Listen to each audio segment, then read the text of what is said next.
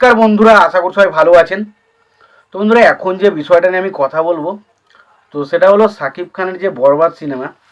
তো সেই সিনেমায় দেখুন বিভিন্ন ক্যারেক্টার, সাকিব খানের লুক, সাকিব খানের গান, অনেক কিছু নিয়ে আলোচনা হয়েছে, কিন্তু সব থেকে বেশি যে বিষয়টা নিয়ে আলোচনা হচ্ছে জিল্লু মদ দে। ওই যে জিল্লুর ক্যারেক্টারটা নিয়ে কিন্তু সব থেকে বেশি আলোচনা হয়েছে। এবার এই জিল্লুর ক্যারেক্টারটার বিষয়ে কিছু আপডেট উঠে আসছে, সেটুকুই আপনাদেরকে এখন জানাবো। তো তার আগে আপনাদেরকে একটাই কথা বলবো, আপনারা যদি চ্যানেলটায় আমার নতুন হয়ে থাকেন অবশ্যই আমরা চ্যানেলটা সাবস্ক্রাইব করে নেবেন। আর যদি আপনাদের ভিডিওটি ভালো লেগে থাকে অবশ্যই আপনারা লাইক কমেন্ট শেয়ার করতে ভুলবেন না।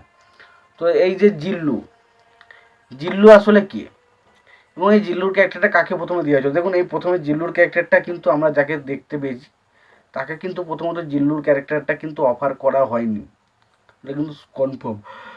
জিল্লুর ক্যারেক্টারটা কিন্তু প্রথমে তার করার কথা ছিল না, কথা ছিল হচ্ছে হাউসফুল বলে একটা যে ছোট নাটক এসেছিলো জানেন, এবং সেই নাটকে একজন অভিনেতা ছিল যার নাম হচ্ছে জিল্লুর রহমান। তারই নাম অনুসারে কিন্তু জিল্লু বলে ক্যারেক্টারটা তাকে দেওয়া হয়েছিল। বাট তার কোনো কারণবশত সে কাজটা করতে পারে না।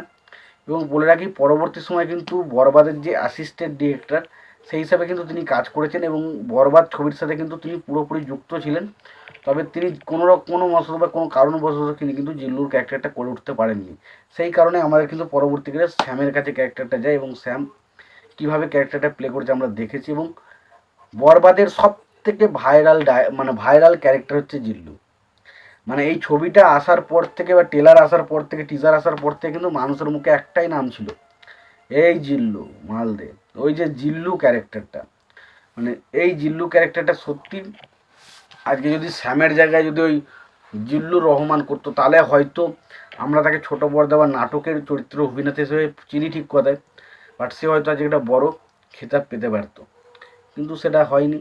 এবার দেখুন, সব জিনিস তো সবাইকার ভাগ্যে থাকে না, যার ভাগ্যে যেটা থাকে, অর্থাৎ এটা কপালে ছিল যে এটা এরকম হবে, তা হয়েছে। তো সত্যি কথা বলছি, জিল্লুর ক্যারেক্টারটা শ্যাম করেছে, শ্যামকেও কিন্তু যথেষ্ট ভালো লেগেছে। এবং এই ক্যারেক্টারটা নিয়ে কী বিষয় ছিল আপনাদেরকে জানালাম। এই বিষয়টা নিয়ে যদি তোমাদের কোনো রকম কোনো মতামত থেকে থাকে অবশ্যই জানিও। আর তোমরা কারা কারা বরবাদ সিনেমাটা দেখেছো অবশ্যই তোমরা কমেন্ট বক্সে কমেন্ট করে জানিও। আর সেখানে কোন ক্যারেক্টারটা তোমাদের সবচেয়ে বেশি পছন্দ? সাকিব খানেরও তো দুটো ক্যারেক্টার রয়েছে আমরা জানি, এবং তার পাশাপাশি জিল্লুর ক্যারেক্টার রয়েছে, পাশাপাশি আরও যে সমস্ত ক্যারেক্টারগুলো মানে যিশু সেনগুপ্তর ক্যারেক্টার রয়েছে, ইদিকা পালের ক্যারেক্টার। তোমাদের কোন ক্যারেক্টারটা সব থেকে বেশি ভালো লেগেছে অবশ্যই জানাতে ভুলো না। ভিডিওটি যদি ভালো লেগে থাকে অবশ্যই তোমরা লাইক কমেন্ট শেয়ার করে দিও। চ্যানেলটি যদি নতুন হয়ে থাকো অবশ্যই তোমরা চ্যানেলটা সাবস্ক্রাইব করে নিয়ে পাশে বেল আইকনটা অবশ্যই প্রেস করে দিও। ততক্ষণের জন্য ভালো থেকো, সুস্থ থেকো, দেখাচ্ছ পরবর্তীতে।